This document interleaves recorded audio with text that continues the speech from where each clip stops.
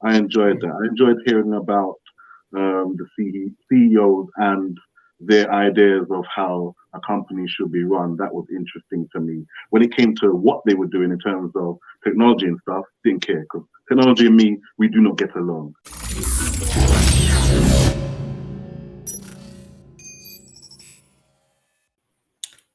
And welcome back to another Chatterbox reaction. I'm Sean, and today we've also got the wonderful, talented, and beautiful Maarya. How are you doing? Good. How are you? I'm all good, man. I'm all good. Now that I've seen you, I'm good. All right. Hopefully, you won't be looking at any cats or anything walking past when we're reacting. But nah, it's all good. Inside joke. And obviously, you've heard him there, the man with the silky smooth voice, the one and only, the man with the Colgate smile that everyone loves to see brighten up their screens. It's the ladies' love. Yeah, what's going on, cuz? All good, man. All good. Good to see you, man. Good to see you as usual. You too. Yeah, so this is a bit of an unusual one that we're going to be reacting to today because it's why so many CEOs are from India. Now, I didn't even know this was a thing, to be honest, and I'm probably going to have to fact check this at some point. But let's take a look first to see because it might have a lot of the facts in here already for us Mm. to look at. Yeah, let's take a look. Mm.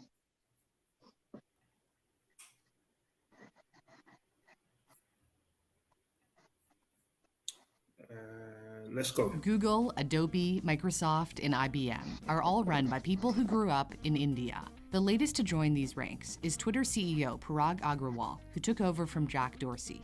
People originally Yeah, I heard in of that. India make up 1% of the total US population, yet about 6% of Silicon Valley's workforce. So why are there so many tech CEOs who hail from India? When Satya Nadella took over as CEO of Microsoft in 2014, the company was in bad shape. Bill Gates was reportedly an angry and difficult boss. His successor, Steve Ballmer, apparently wasn't any better. Microsoft was also a dinosaur. It had failed to innovate. For example, it lost the smartphone battle to Apple. Along comes Nadella, an engineer who rose through the ranks of Microsoft to become the CEO.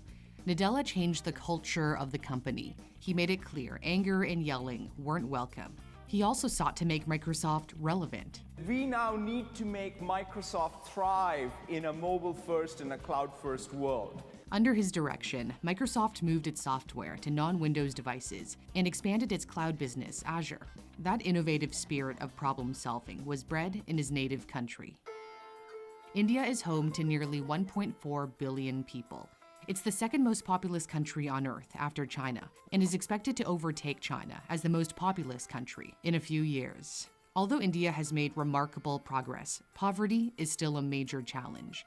Nearly a quarter of the population lives below the poverty line of $1.90 a day, according to the United Nations Development Program. They face corruption, poor infrastructure, and limited opportunities. So they learn to be resilient, adapt, and overcome endless obstacles. This leads them to be problem solvers, a key asset in any corporation. Sundar Pichai has had to solve many problems after taking over at the helm of Google in 2015, at a time when big tech is being scrutinized over the power they hold. He became the archetype of a kinder, calmer, gentler leader in tech. Pichai earned an engineering degree at one of the Indian Institutes of Technology. The IITs are kind of like the Indian equivalent of MIT, with an even lower acceptance rate, reportedly of 1 or 2%. After Pichai graduated, his ticket to America came in the form of a master's at Stanford. Going to a top grad school in the States is how many Indians land up in the land of opportunity. They appear to follow this well-trodden path. They did their undergrad at a great school in India, got a master's in the US, where they studied STEM, science, technology, engineering, and mathematics. More than half of all international students in America pursued a STEM degree in the past academic year. American immigration favors people with specialized skills. After Pichai graduated, he went on an H-1B visa to work at consulting firm McKinsey. The H-1B allows American companies to employ foreign workers, many of whom are in IT-related fields. The US government awarded nearly 75% of these visas to Indians in 2020. In comparison, Wow. China trailed far behind in second at 12%. The fact that so many Indians can speak English is a tremendous advantage in the West, and they're comfortable with American business culture, possibly because it mirrors the thriving IT industry back home in Bangalore, Chennai, and Hyderabad. They're also more likely to want to work overseas. 80% of Chinese international students return to China after graduating, according to China's Ministry of Education. Chinese entrepreneurs prefer starting their own companies at home. Alibaba is known as the Amazon of China. Tencent owns the messaging app WeChat, used by 1.2 billion people. Huawei is one of the giants of the tech industry. China's transition from a manufacturing hub to a tech hotbed has largely been driven by government policy. In the late 70s, Chinese leader Deng Xiaoping encouraged foreign businesses to set up offices in China, which fostered a startup environment. On the other hand, India has a problem of too much talent leaving the country for good. It has the highest number of migrants living abroad, at 17.5 million, according to the UN. And more Indians gave up their passports to become naturalized American citizens in 2020 than the Chinese, continuing the trend from past years. However, the brain drain from India may be starting to recede.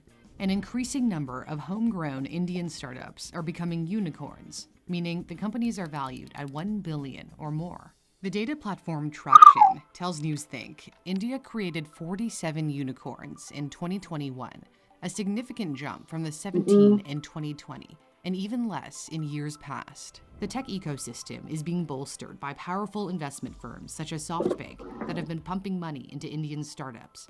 But in order to entice more people to remain in their native country, salaries will have to catch up with those in the West. The average American tech worker earns around $98,000 a year, according to the online recruiting platform Dice. Tech salaries in India vary greatly, but the job site Indeed pegs the median salary at $20,000 US, going up to as much as $33,000, which makes them some of the top earners in their country, but still, far less than what they'd make in the States. As salaries grow along with India's startup boom, this could have implications for the number of exceptional individuals desiring to move abroad. Yeah, okay. I don't really like these information type videos usually. I'm gonna say that straight away. I just don't. They just don't want to hear all this stuff. But this was interesting, and it was interesting in a way where it wasn't too long, because some of these videos, when they're giving you information, they can go on and on and on. But this one was fine. It was just long enough, just short enough.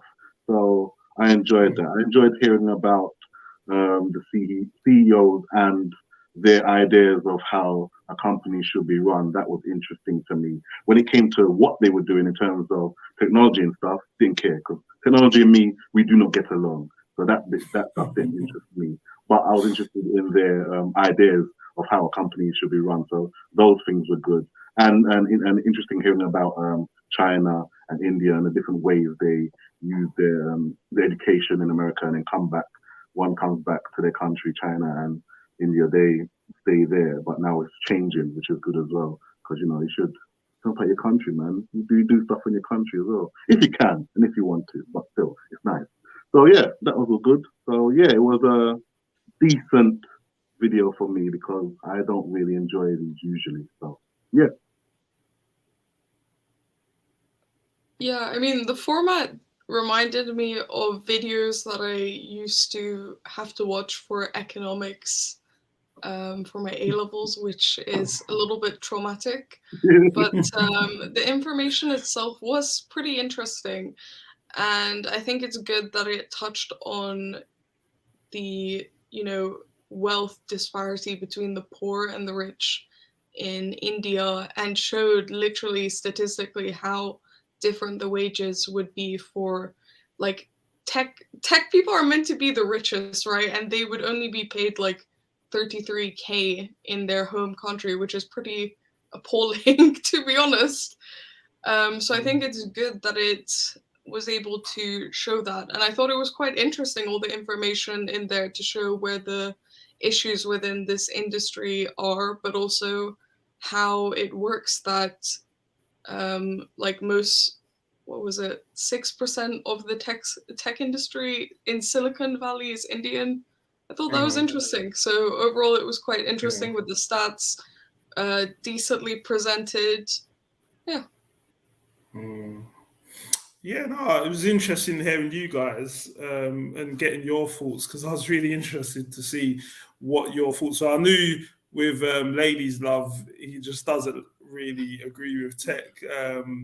But but for me, I mean, I work in tech, so to be honest, most of the information in relation to like STEM and stuff like that, I do a lot of that stuff on a daily basis.